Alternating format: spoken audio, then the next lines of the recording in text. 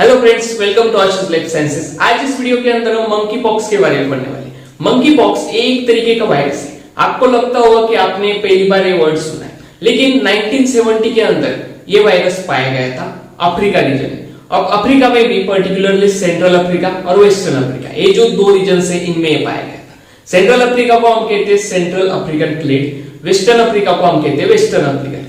अब इन दोनों में से भी जो सेंट्रल अफ्रीका है, इसके अंदर इसके कुछ सीवियर केसेस पाए गए थे।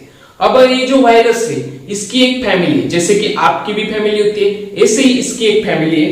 ये विरिडी फैमिली का मेंबर है, विरिडी फैमिली का एक मेंबर है। अब ये जो वायरस होता है, ये वायरस ज़ूनोटिक वायरस होता है। This is the zoonotic virus.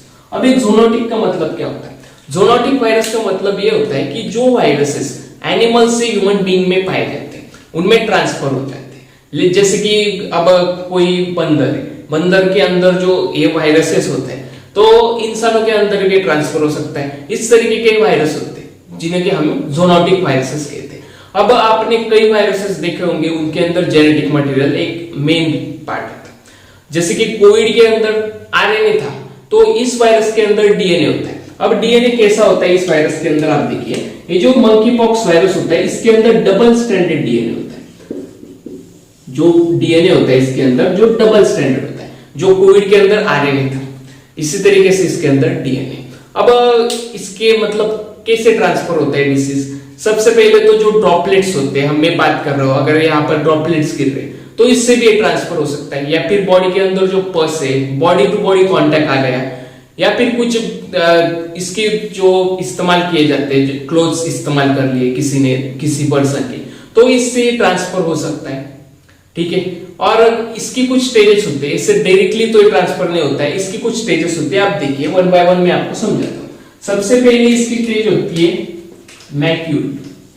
अबे मैक्यूल जो होता है, इसके बाद में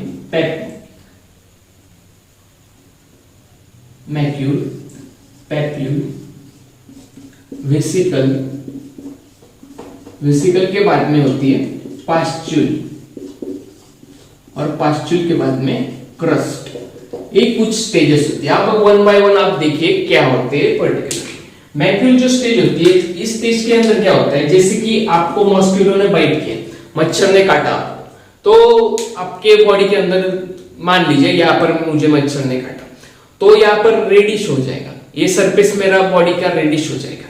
तो वही स्टेज होती है मैक्यूल।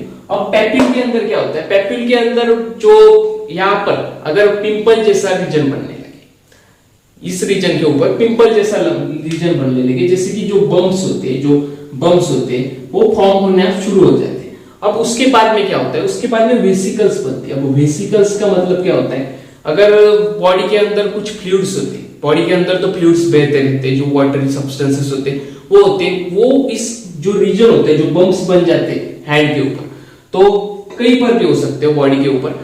तो मैंने एग्जांपल लिया कि हैंड के ऊपर, तो यहाँ पर अगर बम बन गए, तो बम्स के अंदर पानी भर जाएगा, तो उसे हम कहते हैं वेसिकल्स बन गए यहाँ पर। उसके बाद में जो पास्चुल स्टेज है, पास्चुल का मतलब क्या होता है? पास्चुल का मतलब होता है कि हमारे बॉडी के अंदर वहां पर पस बनने लगे, उस बम्स के अंदर पस बनने लगे, जो फोड़ा होता है उसके अंदर जो पस बनने लगे, वहां पर येलोइश कलर आप देख सकते हैं कि फॉर्म हो जाता है। उसके बाद में क्रस्ट, क्रस्ट यानी जो भी फोड़ा बन गया, जो भी बम्स बन गए, वो ड्राई हो जाएगा। ड्राई होने के बाद में ऑटोमेटिकली वो निकल जाएगा। तो मुझे आपको एक बात बतानी, इसके सिम्टम्स क्या होते हैं? अब ये सभी स्टेजेस होती है, इसके दौरान आपको फीवर आ सकता है, हेडेक हो सकती है, बैक पेन्स, या फिर जो मसल्स है उनमें पेन आ सकती है। ये कुछ कॉमन रीजन से बॉडी की इम्यूनिटी कम होगी, जो कि आपको दर्द होगा बॉडी के अंदर, जॉइंट पेन या फिर बैक पेन, ये सब बातें होती है इसके अंदर, जो कि हर एक डिसीज की कॉमन होती है। अब ये क्योर कैसे होता है? अब क्योर ये डायरेक्टली हो जाता है, इसके लिए कोई वैक्सीन वगैरह अब प्रेजेंट कंडीशन में तो नहीं है। अब फॉर्म कैसे होगा? अगर ट्रांसफर कैसे होगा? देखिए, ड्रॉपलेट्स एक पर्सन से दूसरे में आ गए, या फिर कोई कांटेक्ट आ गया, जो मंकी पॉक्स पेशेंट था और दूसरा हेल्दी पर्सन, उसके अंदर कांटेक्ट आ गया, तो क्या होगा? कांटेक्ट आने के बाद में क्या होगा? डायरेक्टली तो एक दिन के अंदर तो नहीं होगा। देखिए 0 to 5 डेज, लगभग 5 दिनों के अंदर उसमें वो लक्षण दिखने लगेंगे। जो सिम्टम्स है इस डिसीज के वो 5 दिन के अंदर दिखने लगेंगे हेल्दी पर्सन में, जो कि किसी monkey pox virus positive patient से आया है कांटेक्ट में। तो इतना टाइम लगता है और इसके ऊपर कोई वैक्सीन नहीं है। अभी जस्ट लाइक जो स्मॉल पॉक्स होता था, स्मॉल पॉक्स जो डिसीज है जो कि चिकन पॉक्स कहते हैं हम इसे, तो वो जो डिसीजेस होते हैं कुछ स्मॉल पॉक्स, चिकन पॉक्स, वो डिसीजेस की तरह ये एक डिसीज है, ठीक है। तो इसके ऊपर अब तो कुछ वैक्सीन वगैरह प्रेजेंट कंडीशन में नहीं है, लेकिन ये खुद से खुद ठीक होने वाला डिसीज है।